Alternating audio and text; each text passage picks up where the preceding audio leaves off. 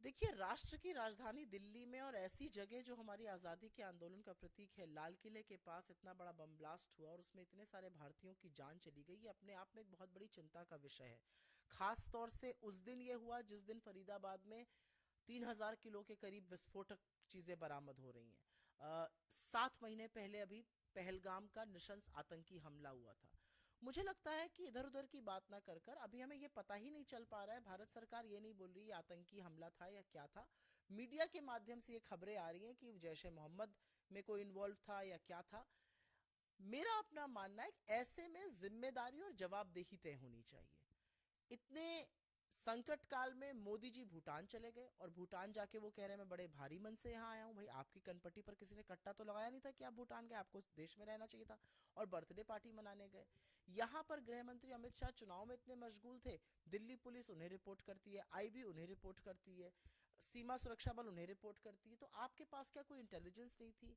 क्या आगे एक्शन लिया जाना है? मुझे लगता है कि ये सेंसिटिव चीज है, क्योंकि बड़ी बड़ी बातें करना एक तरफ है, गंभीर सुरक्षा की चूकें हो रही है। और ये राजनीति की बात नहीं है। अगर देश सुरक्षित नहीं रहेगा, अगर लोग सुरक्षित नहीं रहेंगे, तो ये सरकार का काम है, उनसे सवाल पूछा जाएगा। लेकिन ऐसा लगने लगा है कि देश में लोग आशंकित हैं, परेशान हैं। और देश में लोगों को लगने लगा है कि देश मजबूत हाथों में नहीं है। लेकिन मेरा अपना मानना है कि जिस तरह से 24 घंटे करीब करीब होने जा रहे हैं और अभी यही नहीं पता है कि इसके लिए कौन जिम्मेदार है, ये किस तरह का हमला है, ये अपने आप में बहुत सारे सवाल खड़े कर रहा है। पूरा मीडिया सूत्रों के माध्यम से कुछ चला रहा है, सरकार की ओर से कोई बयान नहीं आ रहा।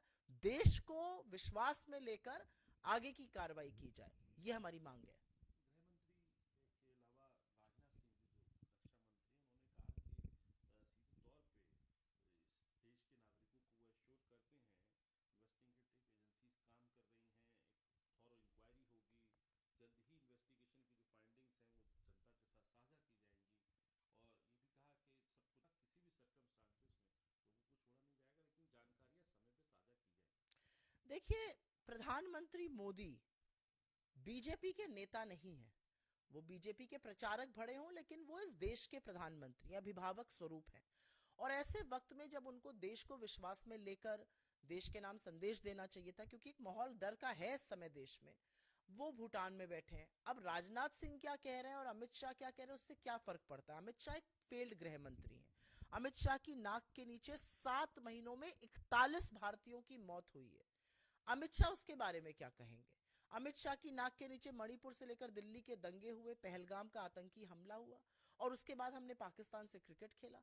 आज लोग ये जानना चाहते हैं कि इतना बड़ा ब्लास्ट अगर राष्ट्र की राजधानी दिल्ली के इतने महफूज इलाके में हो सकता है, तो सुरक्षित कहाँ हैं लोग? जो लोग कहते थे मजबूत हाथों में देश है, मजबूत हाथों में देश बड़ा असुरक्षित फील कर रहा है। तो मुझे लगता है राजनाथ सिंह जी भी इधर उधर की बात ना करें, वो तो ये बताएं कि पहलगाम के आतंकी हमले के बाद आप पाकिस्तान के साथ गलबैया क्यों करने लगे, आप क्रिकेट क्यों खेलने लगे? शहीदों के परिवार भी ये सवाल पूछ रहे हैं। मेरा अपना मानना है, देश कार्रवाई चाहता है और देश चाहता है सच जानना। देश से सच क्यों छुपाया जा रहा है? हम बिहार में आज दूसरे दौर का मतदान हो रहा है और लगभग 3 बजे तक 60% से ज़्यादा जो है पोलिंग हो चुकी है। किस तरीके से देखते हैं आप एक एलिवेटेड इस पोल परसेंटेज को? और साथ ही साथ जब आज हम दूसरे दौर का मतदान खत्म हो जाएगा, तमाम जो है एग्जिट पोल्स आएंगे, जो भी एग्जिट पोल्स रहे उनमें कांग्रेस पार्टी क्या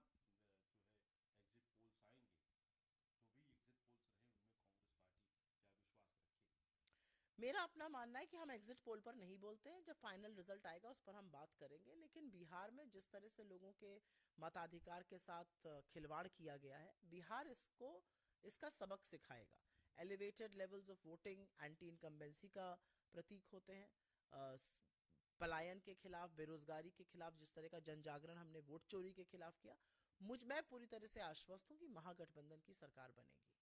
तो क्या आप लोग एग्जिट पोल्स के जो तमाम हम एग्जिट पोल्स में पार्टिसिपेट मैं नहीं करती हूँ, इसलिए मैं उस पर टिप्पणी नहीं करूंगी। मैम, इसके इसके अलावा जो है एसआईआर को लेके जो है राहुल गांधी ने जो कहा है उसको बीजेपी की तरफ से जो मंत्री हैं अर्जुन राम मेघवाल साहब को कह रहे हैं कि एसआईआर हो या तमाम ये बातें हों, राहुल गांधी जो झूठे आरोप लगाते हैं और फिर वहाँ से वहाँ से उन बातों को पलट देते हैं, निकल जाते हैं, आगे बढ़ जाते हैं, उन चीज़ों में झूठ बोलते हैं, क्या कहेंगे? राहुल गांधी ने आरोप नहीं लगाए हैं, राहुल गांधी ने सबूत के साथ सच सामने रखा है देश में। उन्होंने दिखाया है वो घर जिसका 0 नंबर है लेकिन घर एग्जिस्ट करता है। उन्होंने उस ब्राजीलियन मॉडल की फोटो दिखाई है जिसका फोटो लगा के 22 फर्जी वोट मिले हैं। उन्होंने दिखाया है सबूतों के साथ ही कैसे 25 लाख फर्जी मतदान तैयार किए गए हरियाणा में। राहुल जी आरोप नहीं लगा रहे हैं, राहुल जी सबूत के साथ सच रख रहे हैं। अगर कोई लोकतंत्र परस्त सरकार होती या कोई चुनाव आयोग होता जो मिली भगत ना कर रहा होता, तो वो राहुल जी का खड़े होकर साधुवाद करते और कहते आपने इतनी सारी खामियां बताई हैं, हम इस पर काम करेंगे जिससे इस देश का लोकतंत्र सुदृढ़ रहे। इस देश के मीडिया, इस देश का चुनाव आयोग या बीजेपी को इससे कोई फर्क ही नहीं पड़ रहा है।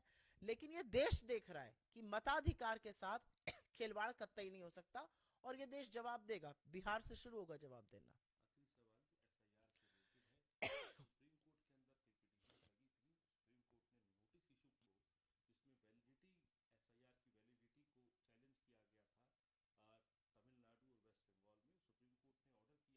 वैलिडिटी, एसआईआर की वैलिडिटी को चैलेंज किया गया था तमिलनाडु और वेस्ट बंगाल में, सुप्रीम कोर्ट ने ऑर्डर किया है कि हाई कोर्ट उस पिटीशंस को अबेंस में रखे जो उनके खिलाफ लगाई गई है बिहार के अंदर, जो एसआईआर के खिलाफ लगाई गई है।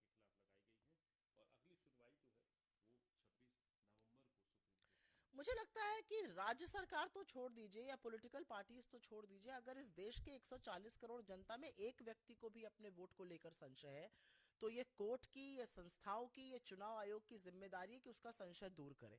एसआईआर के नाम पर बिहार में क्या हुआ ये हम सब ने देखा। पहले कैसे 65 लाख वोट काट दिए गए, फिर बोला गया हम नहीं बताएंगे, फिर बोला गया कारण है वो नहीं बताएंगे, फिर नाक रगड़ के वो बताना पड़ा। लेकिन उसके बावजूद भी जिस तरह से वोट कटे और लोगों को मताधिकार का उपयोग नहीं कर पाए, मुझे लगता है एसआईआर के नाम पर एक फर्जीवाड़ा चला बिहार में। अगर बाकी राज्यों में इसको लेकर संशय है तो उस संशय को दूर करने का काम हमारी संस्थाओं का, खास तौर से जो निष्पक्ष और आजाद चुनाव कराना चाहती हैं जैसे कि चुनाव आयोग या सुप्रीम कोर्ट, ये जिम्मेदार है और इनको अपनी जिम्मेदारी का वहन करना चाहिए।